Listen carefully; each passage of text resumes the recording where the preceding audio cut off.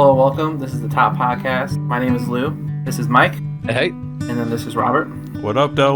All right, we like to start off with a little icebreaker. My icebreaker today would be, if you wanted everybody to have one skill, what skill would it be? There's a lot of skills out there. I got mine. There's a lot of bad drivers, too. So Okay, well, I got to come up with something else now. What's your answer, Lou? For me, anger management. Just like managing that anger, man. I think that ties into bad driving too, because I feel like bad drivers just get angry too often. I think if everybody just learned to just chill out and just like stare at trees, I think the world would be a better place. Mine's similar. I would say communication. I feel like if people could just communicate better, myself included, I'm trying to always get better. But if a lot of people could just communicate better, it would solve a lot of problems and a lot of especially drama and things like that. So my one skill people should learn. Well, I'm actually going to go ahead and just take driving then, since technically neither of you took it. Specifically, four-way stops, and even more specifically, people who try to let you go at a four-way stop, but it's their turn. So I'm sitting here waiting for you to go because I know how to do a four-way stop, and I know it's your turn. And you're sitting here trying to be polite, slowing everybody else down. Yeah, four-way stops. That would... I hit a lot of four-way stops on the way to work. It's a very passionate thing for me. Are you the kind of dad who's just pointing at people and telling them when to go? Oh, yeah. I'm on the moped with both hands going traffic cop style. You traffic copping people? I get so annoyed when I'm at a four-way stop and incompetence is the reason that I'm not moving faster. I have no issue. We're all in this together. Everybody take their turn. I can wait just as long as anybody else. My time isn't more important than anybody else. But stupidity slowing everybody down, or people who are entitled and just decide I'm going to go even though it's not my turn, jail right away. No trial, nothing. Just straight to jail. Them off the road. Yeah, straight to jail. I bet you there's somebody out here that's like, man, this dude is spitting right now. Mm-hmm. You are hitting somebody's soul right now, Mike. Oh, Don't come out. A lot of people's soul. It's true. Don't come out to North Dakota. The people are just trying to be nice here, and it's awful. Also, the slowest turners in the country I've experienced is here in North Dakota. They go 3 miles an hour, and I get that anger because they need to learn how to F and drive. Oh my gosh. Mackenzie was listening to the first episode today, and what did she say? Oh, she made fun of me. I don't know what word I said, but there's a point early on where I used some exclamatory that was I was clearly getting ready to swear, and then I thought to myself, hey, let's not make a habit of getting ourselves demonetized, and that way, if we ever get monetized, I don't have to unlearn a bad habit. And then Lucian says penis 7 times, and Rob drops an F-bomb. And I was like, oh, great. I cool. did not. Lucian said the F-bomb. Well, you're right. Lucian said the F-bomb too. Oh, I didn't know. I don't know. I thought you guys brought me here to just scream out penis all day. You guys know my thing. It's okay. I'm all about it now. I'm totally cool with it. It was just I don't remember what the word was, but I said golly gee or something, just super intentional self-censoring. And then the rest of the episode happened. I was like, all right, well, that was pointless. Well, I don't think penis is actually I don't think that's a word that would get you demonetized. No, I don't. I'm pretty sure is though. So yeah. All right. So today we're talking about underrated TV shows. What I'm guessing, we have a very range of what underrated is because Mike can't even research some of his TV shows. So I'm afraid that some of his TV shows are just fever dreams because you're a writer and you just created these TV shows in your mind. If I created 1 out of 4 of these TV shows, I'd be a happy man. I wonder if I'll even know any of Mike's shows. Yeah, probably know a couple. They're not. Let's see. You won't know 4 or 5, but 2 and 3 aren't unheard of. And some of them just have bad names for you could research. I read some Wikipedia just to get some basic facts. We'll get into it. It'll become very clear why I couldn't look up a YouTube retrospective as the episode progresses. For me, underrated it means that there isn't a huge fan base for me. Or if it was a TV show back in the day, people still don't talk about it now. I think that for me, that's what the definition of underrated is. I mean, of course, you're going to hear these TV shows, at least for mine, but I just don't think it got the roses it deserves or the continuing backing it deserves. So, yeah, I definitely agree with that. I think my number 1 show won a ton of Emmys and was wildly critically praised, but just nobody talks about it anymore. And I think it should be up there with shows like The Office and Friends, but it just Like it just kind of has its little following that love it, but it's not one of the like the big well-known shows. And so even though it was wildly successful, I think it's underrated because it doesn't get the credit it deserves nowadays. All right, cool. So I'll start us off. Hey there, folks. It's your favorite lawyer, Saul Goodman, and I've got a little spoiler warning for you. So, you're about to dive into some seriously juicy stuff, and I don't want to see any lawsuits coming my way. If you ain't seen what we're talking about yet, well, consider yourself warned. You're in for a wild ride, and remember, you didn't hear it from me. I started off with a cartoon. I don't know why, because I think it's right. Kipo in the Age of Wonder Beast. Have you guys heard of that one? Nope. I've heard of Boy Wonder, but not a Wonder Beast. No. Kipo in the Wonder Beast. It's a Netflix exclusive, which shout out to Netflix for canceling my account because I share password. Ooh. You're on my last days. I don't know. You guys struggling with that too? Do you guys still have a... I declined to answer pursuant to my Fifth Amendment right. Okay, I respect that. All right, okay, fair enough. So yeah, so it's a cartoon. It's the same studio that, same animated studio as Korra, Avatar. I think it's a beautiful animation. I think they did a really good job. It's a classic post-apocalyptic human world, post-apocalyptic world where humans go down. They live underground, and I think probably like nukes, which is probably how we'll go, to be honest with you, or some sort of disease or whatever. I think we'll go from the second coming of our Lord and Savior Jesus Christ. Yeah, I think so. For sure. Yeah. I'm also a Christian. Yeah, the world gets nuked. Everybody, pastor. My father-in-law is also a pastor. It's crazy. I'm a youth director, a pastor. Post-apocalyptic world, humans go underground. Animals their DNA gets switched, so they are just like huge monsters, and it's not livable up in the surface of the world. But this girl Kipo, for some reasons, I won't spoil it, ends up on the surface of the world and finds out that there are like friendly creatures up there. And I think it's just there's 3 seasons, so it's nice and short. You could probably finish it in a couple days if you really work hard on it. Beautiful characters, character development. I think it's great. And it's a compelling storyline, especially for a silly Netflix cartoon. That's my number 5. So for my number 5, this really shaped, I think, probably a lot of my sense of humor. It aired from 2007 to 2011. It's a sketch comedy group called The Whitest Kids You Know. It was a TV show, but I mostly watched it on YouTube. It was kind of like SNL, how all the good, bits would go to YouTube. It circled around me and my friends, and we would make, jokes about it and everything. And it's like Monty Python mixed with early Always Sunny in Philadelphia. So it's just off the wall humor. Anything could happen. Sometimes it's overly raunchy, sometimes it's overly dark, and it's just, you don't know what's going to go down. I don't know how well it's aged now. I'm sure there's a lot of stuff that you could say, mid 2000s that you definitely couldn't say now. Same with like early Always Sunny. You couldn't make that show now. I think for its time, it was very underrated, and no one else I really talked to has watched any of their shows or YouTube clips. So that's why I chose that for my number 5. Never heard of it. I've seen one YouTube video, and Rob was the one who showed it to me.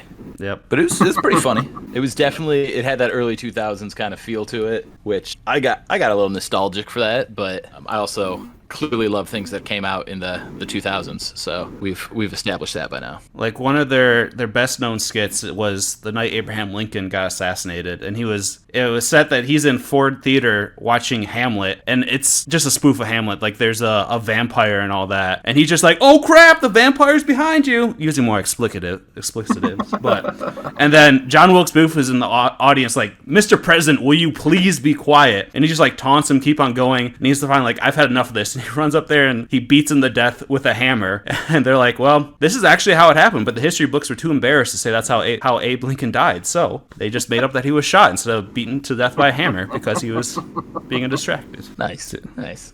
My number 5 is a show called Episodes, which aired on Showtime starting in 2011. I think it ran for 5 or 6 seasons. But it follows Sean and Beverly Lincoln, who are a pair of award-winning British showrunners for a BBC sitcom. And they're approached by an American studio president, and he's like, "Hey, I want you guys to come to America and make your show for American audiences." They decide to do it, and they go to America, and they have very well-respected British actor. I don't know if he is a real-life actor playing himself or if he's just a made-up actor. I didn't recognize him, but they get him to come back for the role of the main character, and the studio's like, "Actually, we're gonna go in a different direction, and they bring in Matt LeBlanc, Joey from Friends, Joey from Friends. to play the role of this like put together British headmaster of a boarding school, and it goes horribly wrong. Everything is just a total disaster.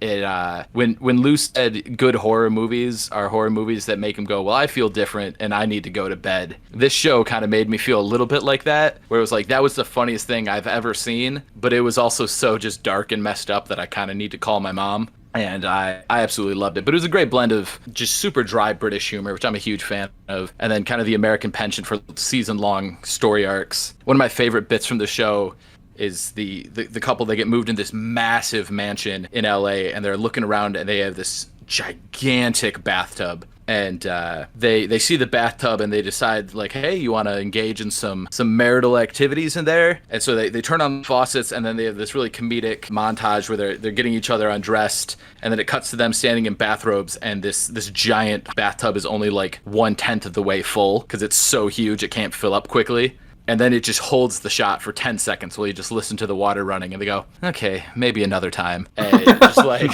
it's so dry, and it's fantastic. Really, I mean, it deserved to be on Showtime. It's a little off color, not to be watched with parents or with kids. Definitely worth checking out if you have Paramount Plus with Showtime. And now, a word from our sponsor. Thank you for listening to this week's episode of The Top Podcast, brought to you by Fireball. Fireball is a third-level evocation for casting time of 1 action and range 150 feet, dealing up to 8d6 fire damage to all creatures within a 20-foot radius. For even more spicy goodness, try casting Fireball at a spell slot of 4th level or above to deal an additional 1d6 damage per spell slot. Fireball. Please cast responsibly. Very cool. All right. My 4, which I don't know how underrated it is now that we've talked about it quite a bit, but Community is my number 4. Would you guys consider that? Would you guys consider that underrated? I would say it's underrated just in the grand scheme of things, especially for like, was that I don't remember the company that originally had NBC. it, but like NBC, yeah. Compared to, it wasn't like Parks and Rec or The Office. And the show we talked about, which is going to be coming up on my list, I would say it's around there for like the line of where we're cutting off underrated. Okay. Yeah. Yeah. The only reason I didn't include it was because it was between that and another show that both kind of toe the line, where I was like, I don't want to have 2 shows that are debatable on the same list. So I went with the show that I felt was more underrated, but I definitely wouldn't fight back on Community at all. It's phenomenal. Okay. Better watch out though. Yeah. It's gaining popularity, so better watch out. Is it picking up again? I would. Why though? It deserves it. Yeah, I feel like it has a second life. Like it's picking up more on the internet, especially like when it hit Netflix. It just kind of blew up in popularity from there. So it's the same guy who created Rick and Morty. Yeah, Dan which I feel Harmon. Dan Harmon. And I think Rick and Morty is a little overrated, to be honest with you, comparable to Community in the sense of just like, I don't know. I think the characters are just so loving. If you've never seen Community, it's a pretty basic understanding of the show. All it is that a bunch of people from different walks of life go into community college for certain reasons, for their own personal reasons. But there is a study group that ends up meeting, and then they end up creating the show as this study group. It starts off as Spanish, I think, is their first class together. Yep. And the person that's teaching that Spanish class is the same naked guy that jumped out of Hangover with a crowbar. I got another fun fact. He was born in Detroit. I just have these random Michigan things. Yeah. Kim? That's Kim crazy. Something? I don't remember his name.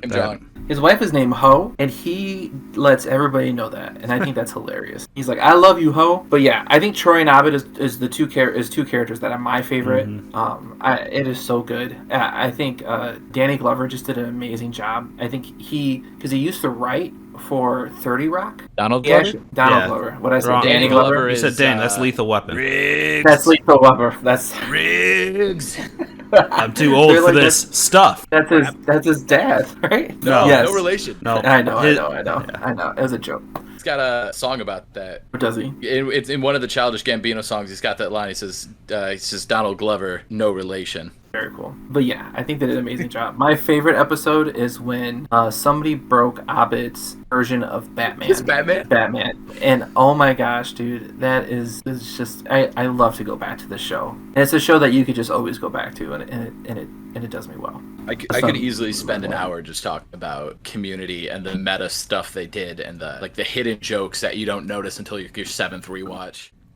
My number 4 is Star Wars Clone Wars. Not the Clone Wars. It's the 2D one that came out between episodes 2 and 3. It started out as just like 2 or 3 minute clips, and it was mostly just like action, all that, but it's 2D and it's animated, and it's made by the same people that made Samurai Jack. So it's a very distinctive animation style. And I went back and watched it, at least the first season, because it's only like an hour long. And it's just fantastic. It actually shows like clone troopers being competent, which you don't really see in the movie. You don't see a lot of the your average soldiers being competent.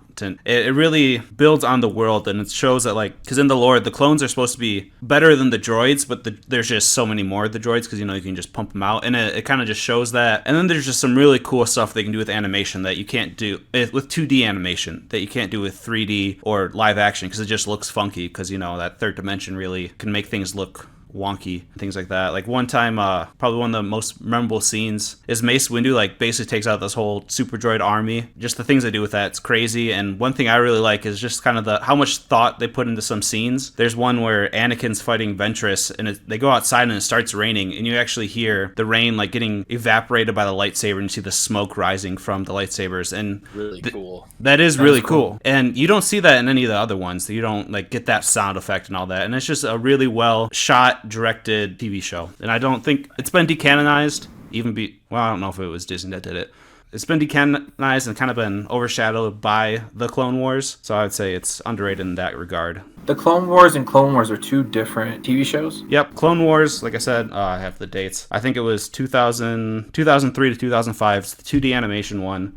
Some of the actors carry over. It's the same Obi-Wan actor in both, and I think the same Mace Windu voice actor. And there's some scenes that they kind of take from the 2D one and put in the Clone Wars. But yeah, they're two different shows, and the Clone Wars is canonized, while Clone Wars is not. Also, one thing I love is they make General Grievous just look like a total BA. Like, he just comes in there and like the Jedi are terrified of him. Kind of make him look like he's an actual villain. Because if you watch the Clone Wars, he's just a coward and runs away. And there he's something to be forced to be reckoned with. And like his first introduction with Jedi, you just hear his walking. They draw it out much longer than was comfortable for me when I was watching it late at night and tired. I'm just like, come on, just show it. Like, I was getting anxiety from it just waiting, and that's what they wanted, so it conveyed. I'm like, please just have him jump out.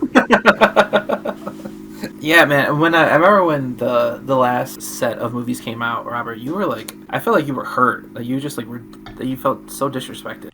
You didn't even watch that last. I've seen The Rise of Skywalker, but it was much later than when it came out.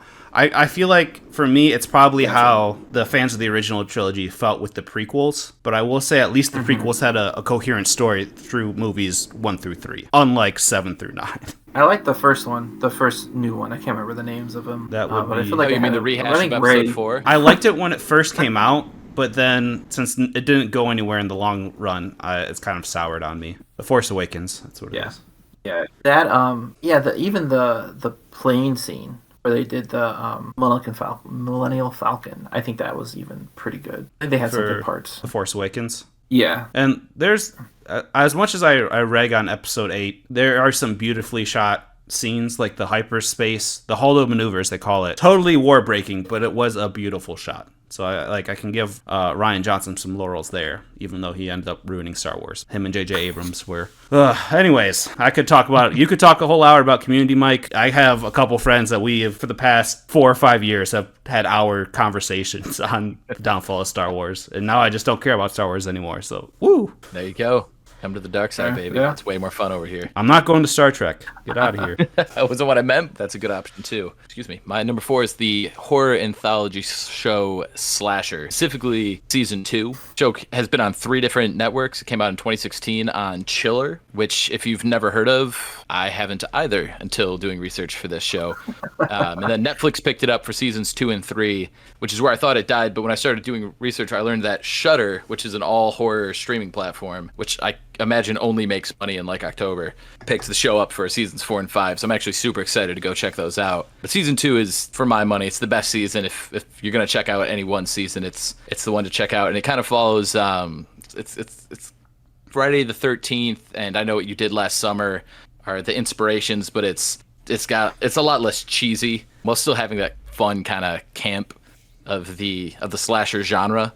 Basically, the show starts out at a summer camp, and you see this group of camp counselors, and they murder one of the other camp counselors. And then we get a 5-year jump, and those 5 counselors are coming back to the summer camp in the middle of winter because a big real estate developer bought the land, and they have to move the body before some construction worker finds it. And there's these hippies living in a commune on the land now, and so the hippies have agreed to let them stay on the commune and kind of re-explore the old campgrounds before it gets turned into a mega resort type deal. And eventually they start getting picked off one by one by some masked man, and they die in some pretty brutal ways. But it was really, really gripping, really engaging, and they did a great job flashing back to summer and then flashing forward to winter and having that really stark juxtaposition. And it also gave you context, so everybody kind of died in a way that was fitting to the sins they had committed back in summer camp, and it all had a real nice full circle to it. The ending was really cool because I was convinced I had outsmarted them. I was like, I picked up on all the clues. You can't,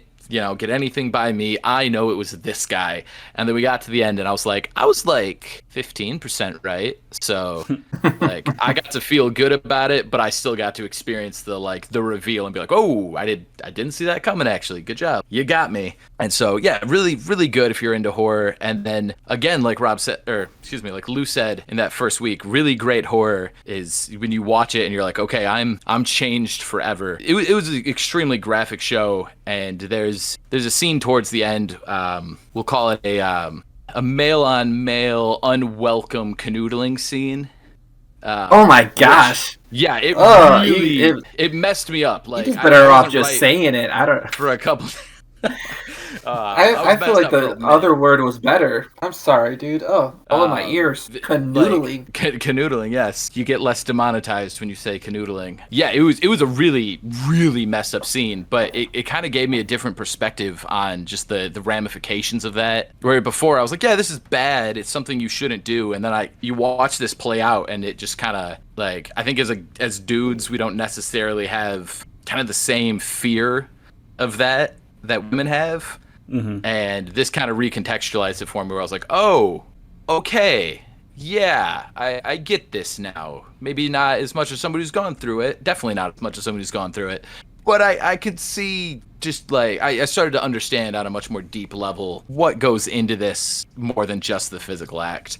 And I think there was a ton of value to that, and also phenomenal slasher story. So I walked away happy, even though I walked away really not well for a couple days. It's something I definitely think deserves a lot more credit in the horror genre. So is it an anthology like American Horror where each season's different? Yes. You said watch season 2, and I didn't know if you had to watch season 1. Season 1 was fine. It was. It wasn't my favorite, no complaints. Season 3 was bad, but I actually really liked the ending of season 3. They did that thing where you know he's not the killer, but they have the white guy who's just super racist and awful, and it was just it's that thing where it's like, oh hey, we're gonna portray all white people as horrible racist bigots. And it's like, hey, the solution to something isn't to just do it to other people. And I feel like a lot of TV shows do that, and I feel like it's very lazy. It's not like these people don't exist. There's absolutely horribly racist white people out there,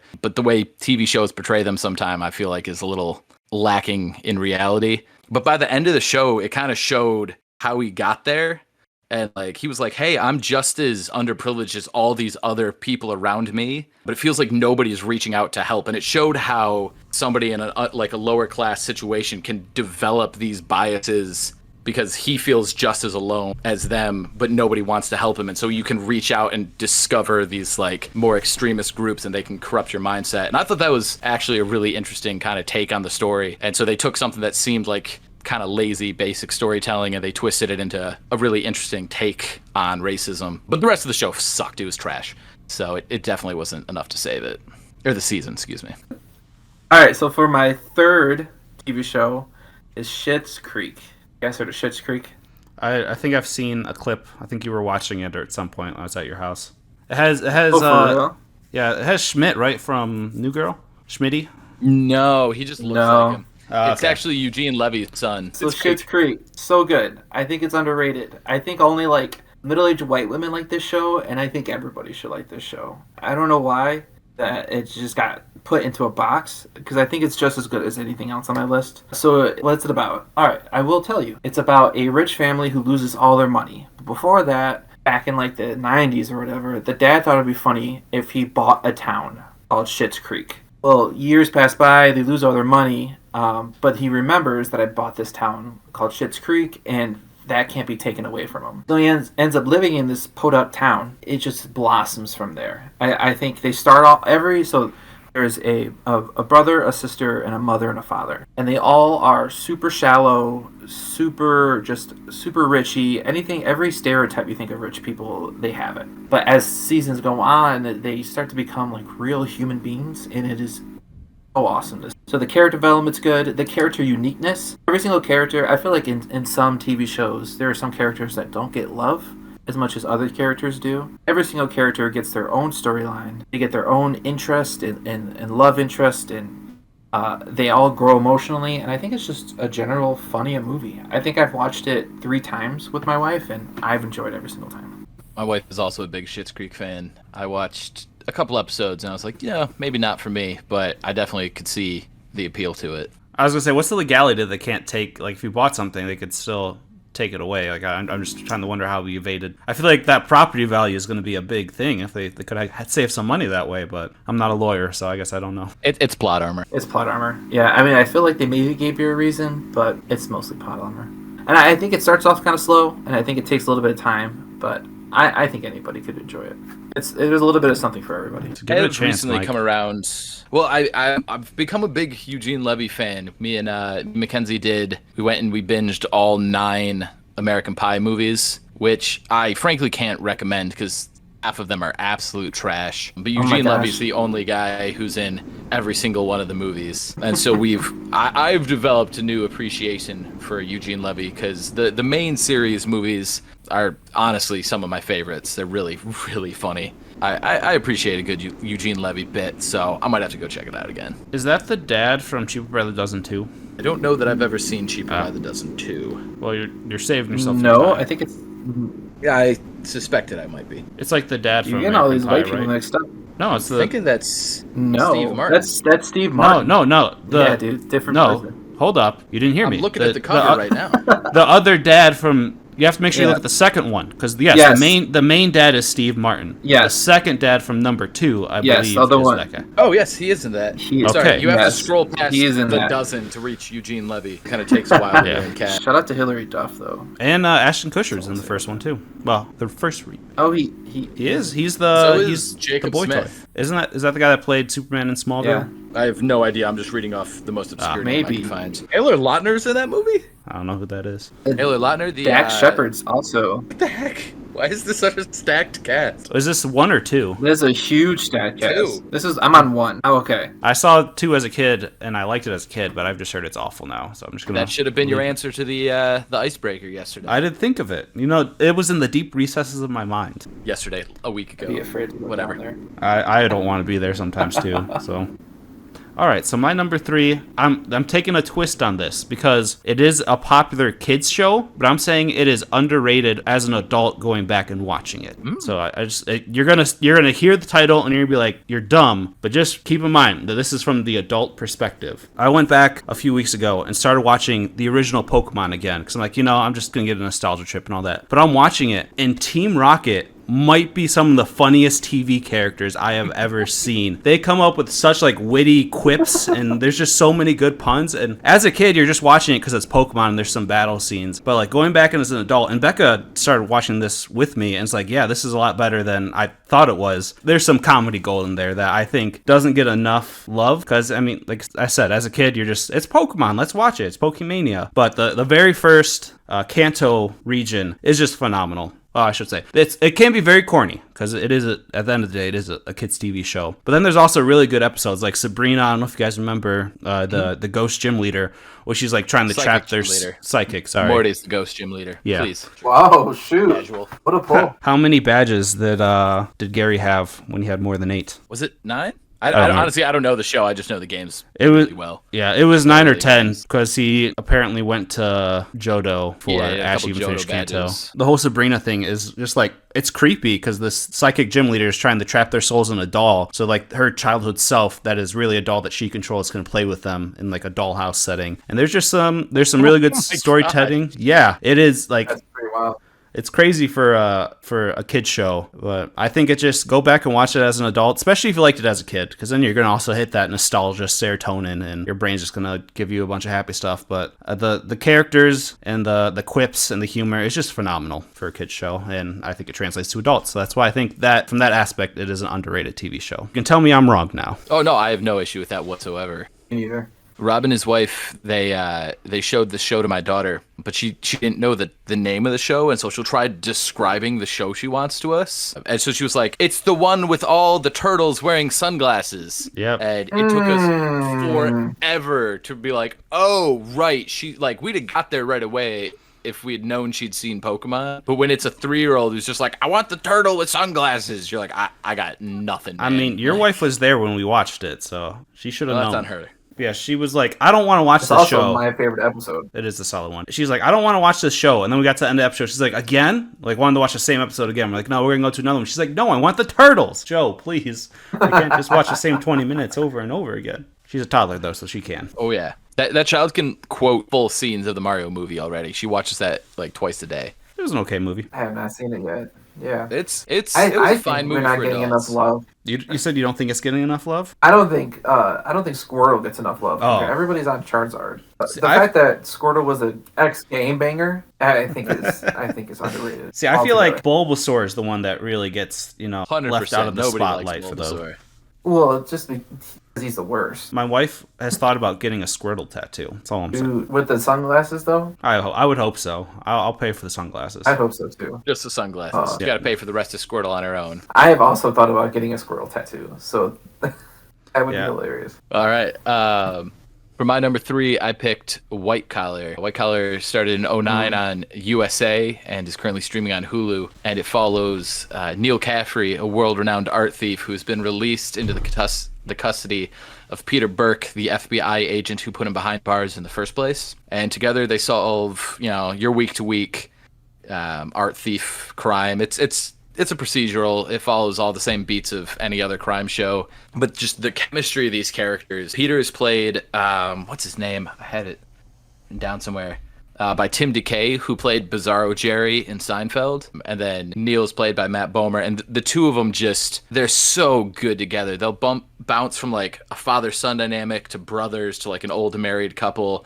And it's just always fun and it's always fresh. And then you also have this cop criminal dynamic where we know Neil is off and he's trying to do things behind the FBI's back and he's making schemes and he's making plans for his own agenda that he can't reveal to the FBI. He's also working for the FBI. And it was an absolutely phenomenal character-driven show with really great season arcs. And that's what made you keep coming back for the week-to-week Crime of the Week show. Yeah, I think that one gets, it doesn't get enough love at all. You own the DVDs, right? Oh, yeah. Yeah, so I think I've seen it on your shelf. Neil Caffrey is one of the only characters out there who can wear a fedora and not look cheap. Like, he looks genuinely cool wearing a fedora. And Indiana Jones. That's right. Like, you got to be in pretty elite company to be able to pull off a fedora. He wears a fedora? Indiana yeah, that's a fedora that he wears. Wow, crazy. And it's crazy, like, how deep some of the Indiana Jones fans go to get like the original hat. I guess there's this whole sub community that noticed that like the lining of his hat was different between each movie, and they like pinned down what animal it was and like the exact style, and like contacted the people that made the original hat. They just went to way too much work just to get that exact replica because no one was doing it right. And it's just crazy what nerds would do. They have their mind set on something. That's nuts. That is crazy. I mean, you gotta appreciate the love though, right? Well, I haven't seen it, but I've heard Indiana Jones 5 makes Indiana Jones 4 look tolerable. So I've heard similar things. Yeah, because the fourth one blows. Come on, Lou. That was a Community reference. I'm sorry. I love Community. I suck at referencing things. I'll be honest with you. Did they confirm that Donald Glover's gonna be back for the movie? I have not kept up with that. Until I see a trailer, I'm not getting my hopes up. I think the show did go down. Yeah. He brought a lot of energy. Oh, yeah, once he was gone, the show took a very noticeable dip. And I'm going to say it, I think season 6 was worse than the gas leak season. When I rewatched it recently, I'm like, it wasn't as good as seasons 1 through 3, but it wasn't terrible. We'll discuss that another time, because I'd have to rewatch have a more recent feel for it, but I felt like season 6 had a couple of great episodes, and then everything else kind of was trash. And I felt like season 4 was pretty consistently not good. I didn't think anything was trash necessarily, but I definitely didn't think any of the episodes were good. So you would take a couple episodes of good, and the rest is trash, besides just a mediocre show throughout. Yeah, probably. Okay, But, I was just wondering. Again, I'd have to rewatch them and have a more fresh perspective before I make a definitive statement. I will say the puppet episode is the worst episode of the show. Oh, it's so bad. I was thinking the when they got locked in that burger space. The KFC thing? That one's also pretty rough. I don't like that episode much either. I'd say there's like a couple parts in that episode that are funny. That is the episode that introduces the flag, and I am a huge fan of the Greendale flag. Didn't you have it on a shirt? I had it on a shirt, and I have it on a flag. Yeah, I got that shirt for Christmas from my parents one year, and then we went to Christmas the same day. We did Christmas with my dad's side and then to Christmas with my mom's side. And I put on the shirt for Christmas with my mom's side because I was like, hey, nobody in this side of the family is going to appreciate this shirt, and I think it's going to be funny to see who notices. Nobody did until afterwards when they were looking through the pictures. And I just got a string of just angry text messages from multiple people. That's still one of my favorite Christmases. Was it better than the Jacob is being jolly Christmas? Oh no, that was a really good Christmas. We might have to save that story for a Christmas episode. But yeah, that was a classic. That was a good Christmas. My number 2 is Ozark. I don't think enough people talk about Ozark. I think it's pretty good. Yeah. So Ozark. No, what do you think, Robert? Well, I didn't know if I was kind of on, I thought about Ozark too, and I was kind of on the line. I feel like it's gotten popular, but I think it's a coin flip whether I'd say it's underrated or not, depending on the day. I think it's underrated because I think it's in the same genre as Breaking Bad, and I think Breaking Bad is held to the highest, and I think Ozark has done everything Breaking Bad has done and hasn't gotten a lot of love. I just flipped a coin, and it is not overrated. Yeah. Have you watched all of it, Robert? I never finished the last season. The last season is a little hit or miss, so I understand that. So you watched most of it. Yeah, there are Mike, some really good parts. Overall, I'd say it's a good experience. The blue lighting effect is definitely like a staple. I honestly don't even know what you're talking about. So they use I forget the like cinematic term, like a color scaling. They put a blue basically filter over everything to set the mood. So if you look, it's a very blue show, and I've like been snapping people, and they could tell what show it was from like the lighting and just the way it is.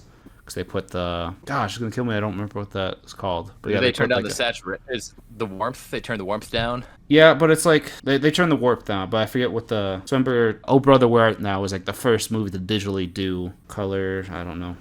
But yeah, you can go ahead and talk about it. So if you boil it down, it's pretty simple. He does money laundering for the cartel, but he ends up getting in trouble because his partner ends up stealing money, I think. I won't ruin too much of it. But because of that, he has to go down to, what state is it? It's Missouri. You guys, Robert, do you remember Missouri? Yeah, it's like the Ozarks. I've driven through that area. Really? That's super cool. Yeah, it's kind of on the way to Tulsa. He ends up getting in trouble Oh, that's fun. You've done that quite a bit of times then, I'm assuming. I have.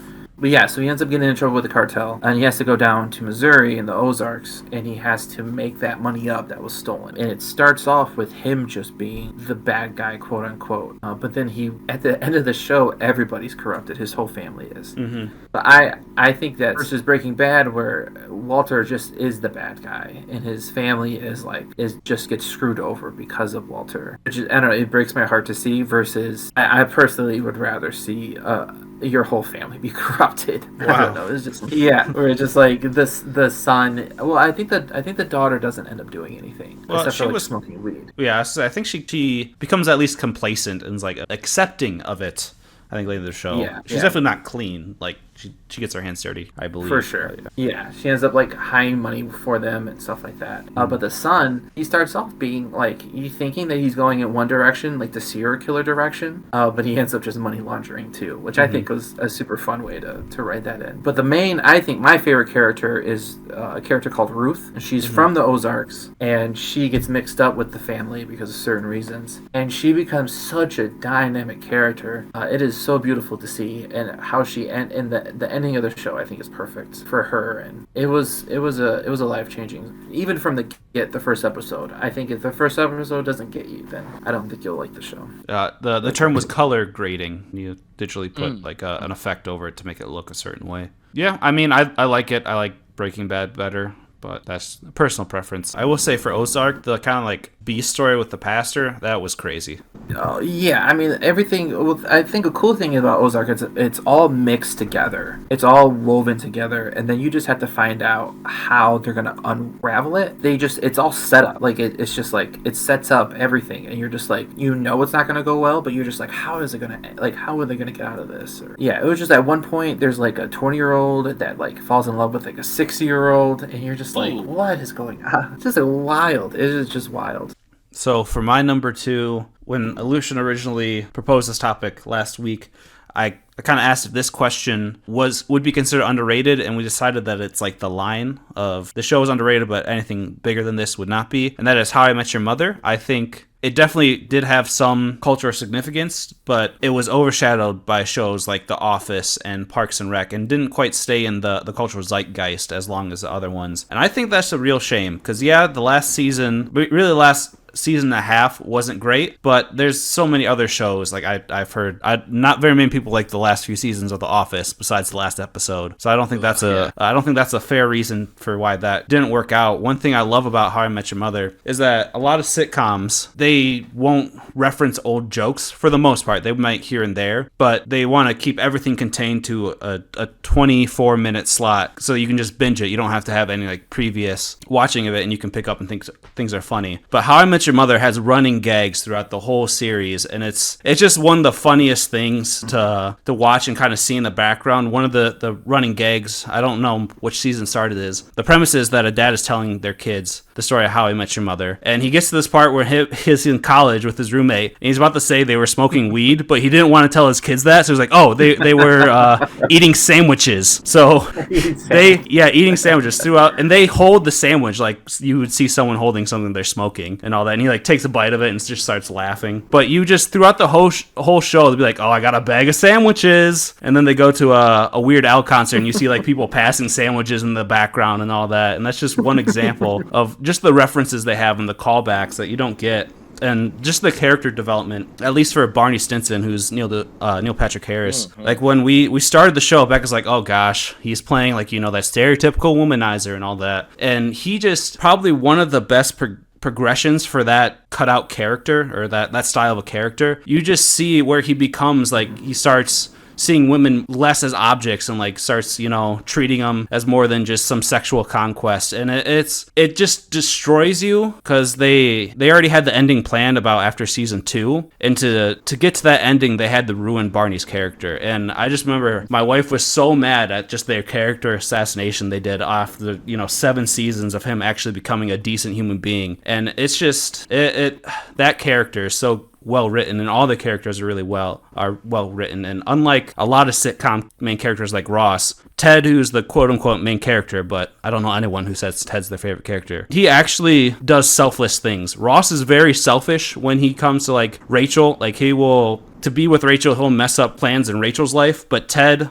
there's this girl Robin, and he will go out of his way to make sure her life is better, and like her and Barney end up dating, and like it kills him inside, but he ultimately like gives their blessing and all that. And that's just something you don't see from a lot of main characters. And I'll say one last thing. An interesting twist that I heard after my second rewatch is if you watch it and picture older Ted is kind of a manipulator and unreliable narrator. It's not a story about how he met his mother. It's a story about why his kids should allow him to go date their Aunt Robin. Not actual aunt, but they, it's just like that close family thing, that close friendship where they call him family. And I just think that's a very interesting perspective, and I can't wait to go back and watch it from that perspective and see if that theory holds any merit.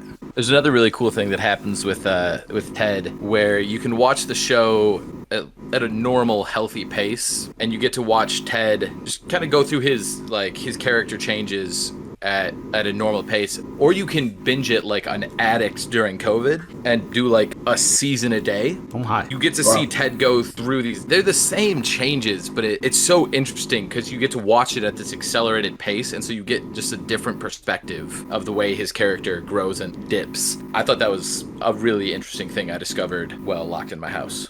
Definitely one of my favorite sitcoms / rom-coms because there's a lot of rom-com in it. I love How I Met Your Mother. I think it is better than Friends. It's not even close. But one of my favorite episodes, I have a ton of favorite episodes. Like the smoking episode where they all quit smoking, that was pretty good. I love that one. But my favorite episode is when they find out that Barney has been hiring actors to play his wife and his kid to his mother. And he's been hiring them for like years. and then the Barney's wife, quote unquote, ends up wanting to date Ted. And yes. And Ted is such a thirsty character that he's totally for it. My favorite episode is it's called Marry the Paralegal, and it's right after Ted and Robin almost get together, and then they don't, and it's really awkward. And there's this award show that Robin's going to for her newscasting, and everybody shows up, including Ted, and they learn right before the show that Robin is bringing Sandy Rivers, this newscaster that Ted absolutely hates, as her date. And so Barney tells Ted, he goes, just get a hooker. And Ted's like, no, that's illegal. And they go back and forth about this, and Barney ends up showing up with just this gorgeous woman, and she's like, he goes, hey Ted, this is Mary, she's your date, I got you a date. And so the whole episode Barney acts like Mary is a hooker when in fact Mary is a real paralegal. It all comes to a head where Ted tells her to her face, you're a hooker, and she's like, no, I'm a paralegal. And he's like, no, you're a hooker. Oh my God, you're a paralegal. And it's such a mean joke, but it is so funny watching Ted just put his foot all the way down his throat. Like, it's so good. So one of my favorite episodes, definitely, is it the wedding plan? Like the movie that they make. That episode lives in my head rent free. I just hear, I'm Ted Mosby. No, he definitely said it that time. Because the whole joke is that it's like, I'm Jed. Was it Jed? Wedding Bride. The Wedding Bride, yeah. But the joke is like it's based off of a relationship in the show, yeah, and they call it Jed Mosley, and it's based off of Ted, and they just like make him look awful, and he keeps saying, I think, guys, that's based off of me, and no one believes him. And they say it at the end, the actual Ted Mosby at the end. He's like, no, that time he 100% said it, and I don't know why that scene just sticks in my head and will pop up randomly throughout the day and make me laugh. No can do'sville, baby doll. I like saying that, and then also pulling it off, the red cowboy boots. Yeah, pulling it off. There's and it's like super small in the show, but every time somebody says general something, General something, and they salute. Dude, I just do it with my wife all the time, and she has zero idea what I'm doing. I just salute her ever so often. It's hilarious. And then Robin Sparkles is so good. Slap bets, where he holds the slap. Oh my gosh. And there's so good.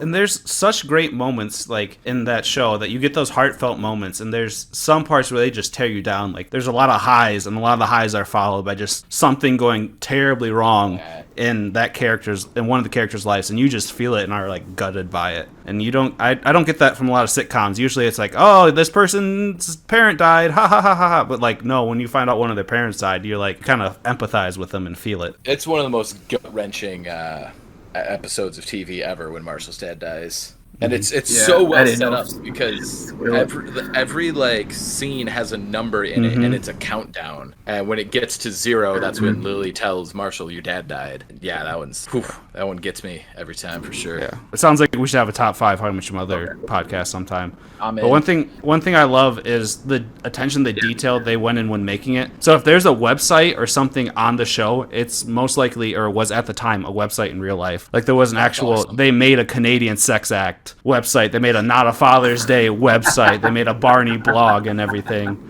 And it's funny how much they went into it. I didn't know that. That's really good. Yeah, that is really good. Yeah, we should have ended off like that, man. That made me feel good. So my number 2 is it's my ultimate guilty pleasure show. It is Greek, released in 2007 on ABC Family, and can now be streamed on Hulu and the Freeform app. Honestly, it's impossible to explain this show without either just retelling like the entire first episode or just wildly underselling the quality of the show. But in short, Greek follows the lives of a bunch of students in college who are in sororities or fraternities. If that sounds stupid to you, that's kind of my point, that you need to experience the whole first episode. But what makes the show fantastic, just like White Collar, is the chemistry within the ensemble cast. It's fantastic. And all the interpersonal conflict is set up so well from the very first episode. Yeah, it's fantastic. Basically, you got this kid Rusty who's a freshman, and his sister is a junior, and she's in like top sorority, and she's dating another junior in the top fraternity. But then her ex-boyfriend is the president of the party frat, and the party frat hates the preppy frat that she's dating the guy from, and it's all just stupid, incredibly low stakes. Like, it doesn't matter. It's just the social lies of 18 to 22-year-olds. It's wildly unimportant. But just every episode, it makes you feel like if they don't solve this problem, World War III will break out. And it's always funny. It's really, really well done character stuff. Yeah, I absolutely love it. They have a bit where for the first couple seasons, the Plain White Tees play members in the party frat. And so there's an episode where they're trying to throw a party, but they don't have a ton of money. And they're like, "Hey, Tom, are you still in that little band you were in?" And Tom from the Plain White Tees is like, "Yeah, why wouldn't the band still be together?" And then the Plain White Tees plays a concert at the show. Again, it's hard to describe without just telling you the whole thing. Yeah, it's really fun. It's really worth it. It's got a lot of 2007 charm. Very funny, very stupid. And I'm telling people it's my number 2 most underrated show on a podcast. Okay, so my all-time number 1 underrated TV show is The Wire. If I had to recommend any TV show, any adult, HBO The Wire, I think is criminally underrated, which is kind of a pun because it's a cop show. I'm assuming you guys have never heard The Wire. I've heard of it, especially I feel like I hear it mentioned in a decent amount of rap songs. Oh, that's interesting. I heard it. They mention it in The Office once. Super random, but it's mentioned for a reason. So if you boil it down, yes, it is a cop show. I have never liked any cop show before. I never liked like NCIS. I feel like that was the closest one that I liked because shout out to Gibbs. But any other cop show, it's just never appealed to me. But I just get done watching the Game of Thrones, and I again am different. I feel different. I'm kind of empty. Yeah, kind of like the ending will do that. Yeah, I felt empty and I felt lost. And I was adopted by an Italian family, and so I felt like I needed to watch The Sopranos, but I just didn't want to watch The Sopranos. I ended up watching The Sopranos later, and I regretted it. I think The Sopranos is massively overrated. I don't know how you guys feel about it. I think we started watching the first episode together, Lou, and then I never went further than that. I know the ending though. I've seen that scene broken apart. He definitely dies, and the director even said so, and he deserved to die, which is I'm totally fine with it. So The Wire is definitely a cop show. You can't look past that, but I feel like it's the most uncopy cop show I've ever got to experience, and I think that's just what I love about it. It's The Wire. The reason why it's called The Wire is because it's a surveillance wiretapping technology. I don't even know the terminology of it. Do a phone tap? Yeah, so they're trying to phone tap criminals so they can catch them on charges. But instead of it just being that, because I feel like it's super boring, they're actually getting an inside view of that world. But the best part is that there's no bad guys, right? At the end of the day, like any drug dealer is just a product of their world, and it's just their option to make money so they can survive. Like a lot of these drug dealers, they get kids to be drug dealers because they get lesser charges. And so if you start selling drugs at 8 years old, what do you expect to be when you're 18, right? And so I think it's the writer has actually made these in the books. I think he started these as books, and I think he's shown so much love to the Baltimore area. You can tell that it's not just like these gangsters who are just selling drugs, right? These are real people who like real problems, and like all these people have families, right? They're not just these thin characters. Mm-hmm. And the same thing with these cops. These cops are real people with real problems. They feel obligated to like do the best they can so they can better their community. And so my favorite part of the show, my all-time favorite part of the show, is that each season hits a different topic. And so my favorite topic, because of, if you know who I am, my favorite topic is the school system. So there's a cop who is a terrible cop. He does everything wrong and he messes up quite often. And then he does something seriously wrong and then gets kicked off the force. And so what he does is he becomes a teacher in the Baltimore area. And so you follow him inside this school system, and he's learning how to be a teacher. And he first starts to do it as a cop. And then he notices like how bad that is. And then he starts showing real empathy towards these kids. And dude, it breaks my heart to see how they're treated, man. The world that they have to go to. And after school, if they do get to go to school, they have to sell drugs, you know, and they just want to be kids. There were times where I was just almost tearing up. And I think it's a beautiful show. I highly recommend it if you're an adult. All right, my number one is the truly probably the most underrated show that I've seen. So that's why it's my number one, but it's also just a phenomenal show. It's called Wilfred. I don't know if you guys have ever heard of it. Oh my gosh, dude.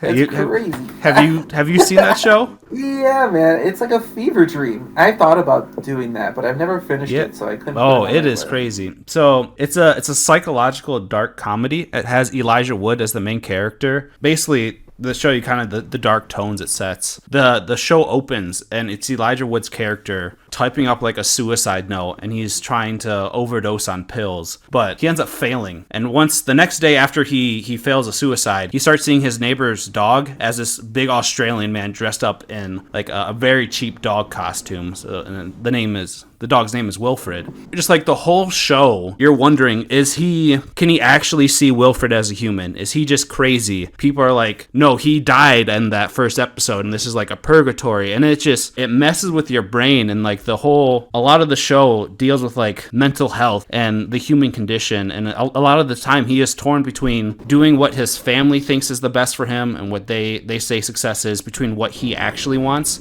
They kind of use Wilfred as the guide. And there's times where like, is Wilfred more than just a dog? It just gets crazy. The end of season 1 is one of my favorite twists of any show ever. They do talk about some really dark stuff, but they can also do it in a comedic light. And it's just it's 4 seasons long. It used to be on Netflix. I think only, now I know Lou, but before I knew that, I think there was one other person I know that had watched the show. And the advertisement was really weird because they turned on Netflix and you see Elijah Wood getting licked by the guy, like a dog lick and you just look super uncomfortable. If you haven't seen it and you're okay with dark humor and really heavy topics, then it is a great show. And there's like some cameos that are just hilarious. I don't want to say anything and ruin them, but they do a lot of like mind tricks, and it's wild. I'm sold, man. Mike, whenever you do watch it, you got to tell me what you think about the ending. And it's just the crazy analysis some fans will break down. There's a big part in there where it's something to do about the house, and like someone found the house on the internet, built a 3D model using the inside of the house that they've seen from the show, and it's just like, all right, looking at this, we can see this, and it's just crazy. Oh my gosh. How in depth and like some of the theories go.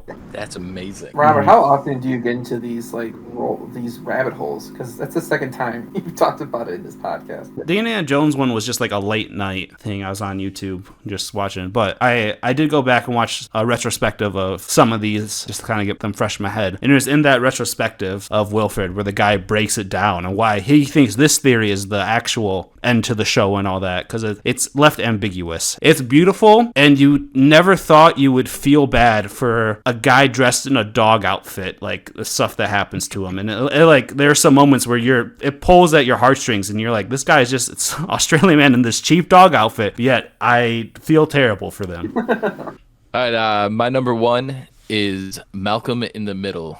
It came out on Fox in 2000, and you can watch it on Hulu. Apparently all my favorite shows are on Hulu. But Malcolm in the Middle is just like, it was really pioneering for its time. It kind of brought like the one camera shooting style that's very popular in a lot of cable shows now. That Malcolm kind of brought that back into popularity. It's got Bryan Cranston, which I mean, my money, he's one of the funniest guys on the planet. Frankie Muniz, this was kind of his big breakout role. And then a lot of other people who, I mean, not many other people went too far. Jane Kaczmarek played the mom, and I guess she's gone on to do some pretty good things. But basically, it follows the whole family. Malcolm's not really the main character, even though he's the title character. He's in like sixth grade. Maybe, I don't know. You could definitely argue that he is. He's like the principal character, but it's kind of like Ted in How I Met Your Mother, where it's like, yeah, he's the main character, but there's all these other characters that you kind of like more. Not that I have a problem with Malcolm. But yeah, so he's like a sixth grade kid, and it turns out that he's got an IQ of 160, and so he gets put into the gifted class. And that's kind of the start of the show. Basically, you got this family, and they're not dysfunctional in the sense that they don't work, but they're not your conventional TV family. They're poor, and the mom kind of is the domineering presence in the family, where the dad kind of he's motivated by fear, and he just kind of hides away. But whenever the mom is out, Hal, played by Bryan Cranston, his rebellious side kind of springs back out. And that's always just an absolute blast to see. And yeah, you basically, it follows these three wildly unruly terrors of the neighborhood, constantly getting in trouble and being caught by their parents. It also has this dynamic, though, where like, even though the parents are constantly at war with the children, the family as a unit is at war with the rest of the world. And they're always... They really do love each other, and they band together, and you get these heartwarming moments with a family. Very occasionally has these momentary, just beautiful moments where you just see genuine love, and then the boys start ruining it by wrestling and breaking a vase. But it's really like, you get one classic episode where it's Hal and Lois's anniversary, and Hal goes straight from work to the place they're having dinner, but Lois finds her dress burnt and in the toilet, and so she rounds up all three boys, and she's like, nobody's going anywhere until I get a confession. I want to know who did this. She ends up missing her entire date with her husband, who ends up becoming like good friends with the bathroom attendant, and has a great night. The mom never cracks the boys. I think somebody might just say they did it just to end the night. And then the final scene of the show is, it flashes back to earlier in the day. I don't remember if the dad's sneaking a cigarette or what, but he does something, and he catches his wife's dress on fire and puts it out in the and so it's lots of fun stuff like that. Another thing I love about it is my dad and my uncle have similar and yet exact opposite reactions to this show. So my dad, he saw it and he was like, wow, this show reminds me of my childhood. I love this. And then Paul was like, yeah, this show reminds me of my childhood. I can't handle this show. Too traumatic. And then it also has one of my all-time favorite kind of blended show theories. There's a scene in The Office where Stanley he's talking about, it's right after Pam and Roy break up, and he goes, I bought Pam and Roy a toaster for their wedding, and then they broke up, so I went back to the store to return the toaster, but they no longer sell that model of toaster, so now I have two toasters. There's an episode where the guy who plays Stanley comes into an appliance store that Hal is working at as a second job, and tries to buy a toaster. Really? Yeah. And so, like, I don't know if it was on purpose. My guess is he probably did this. He might have done this before The Office. Although, no, the timeline would kind of work out. Where it was around the same time as The Office, because I think it was a season 5 or 6, so it would have been like 2005, 2006. The Office was just coming out. But it also could have been, he made the joke in Malcolm in the Middle, and then just kind of reuse the toaster gag, because I know they ad-libbed a lot. But yeah, it's a fun little bit. And then you also there was a clip in the Emmys that the Office did where Jesse from Breaking Bad shows up and sells Creed some crystal meth. Mm-hmm. Yeah, I've seen that one. And so people will like string those clips together to be like, see, it's all interconnected. And then, of course, there's the alternate ending for Breaking Bad where Hal wakes up and the whole thing was a dream and Malcolm in the middle. And yeah, so I love the show. It's incredibly funny. It's incredibly heartwarming. Great family dynamic. And just, it's fun to watch a show that doesn't follow your conventional sitcom family, but instead just like a very real and raw look at what actual life is for kind of struggling middle-class people.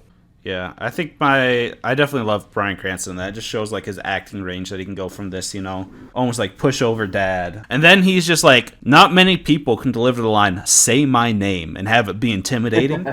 but right? He can do it. It's just such a great acting range. And the 3 episodes that stick out in my head from Malcolm in the Middle are like Hal-centric episodes. Yeah, I love There's one how. Go ahead. Oh, the rollerblading episode. Yeah, I was gonna say I love the rollerblading one. I love the one where he's like left in charge and he has like the demon, like the angel and the demon on his shoulder. It's like, should he be a fun parent or should he be a strict parent? And he's like torn between the two, overseeing the kids. And then I love the episode when he's like, is he like secretly a spy? Like he's being a spy and he doesn't know he is, or he's doing something like some other job, and he's like.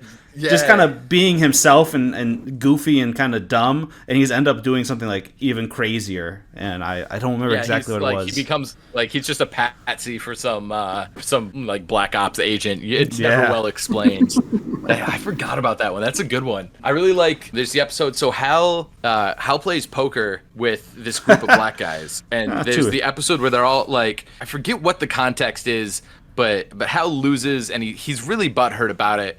And you spend the whole episode where Hal's complaining to Lois about how the other guys treat him different because he's different. And she's like, just talk to them. They'll understand. He's like, I can't do that, Lois. Look at me. And like the whole time it's set up like they're treating me different because I'm white. And finally he gets there and he's like everything comes to a head and he's standing there in front of these guys and he's like, you all treat me different because I don't have a white collar profession.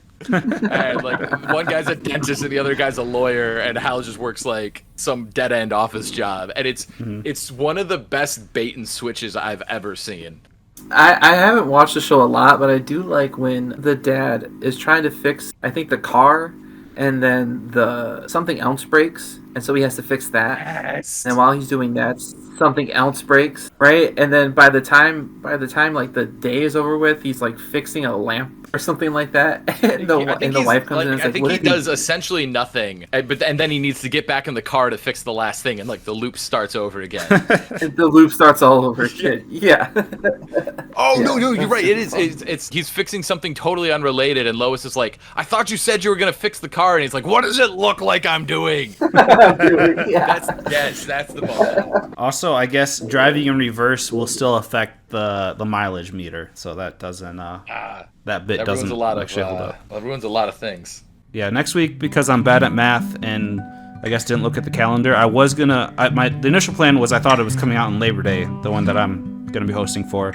So I was doing top 5 things to do during summer holidays, and I'm kind of expanding that out. So it's Memorial Day, which is not technically summer, through Labor Day. So it's Memorial Day, 4th of July, and Labor Day. Just like, what are your favorite things to do like around that time that you do with friends and family? So that's what it's going to be next week. I'm stupid and don't know how to look at a calendar, so it's going to be a week later from Labor Day. But I think it should still be a fun topic as we kind of wind down summer into fall. Yeah, do you want to, since we're missing Labor Day, do you want to just make it like summer traditions? Let's just do top 5 summer traditions. We'll go from Memorial Day to Labor Day, so anytime in between there. Yeah. And for the sake of it, I'm gonna say we're gonna keep camp, unless it's a specific camp thing. We're just gonna keep. I think all of the top number one would be camp. So for the sake of conversation, let's just keep camp out of there, because I think that would rank, if not number 1, then top 3 for all of us. Thank you for listening to the Top Podcast. If you're listening to this on Apple or Spotify, please leave a 5-star review. Please. We're begging you. Please. Peace out, toppers.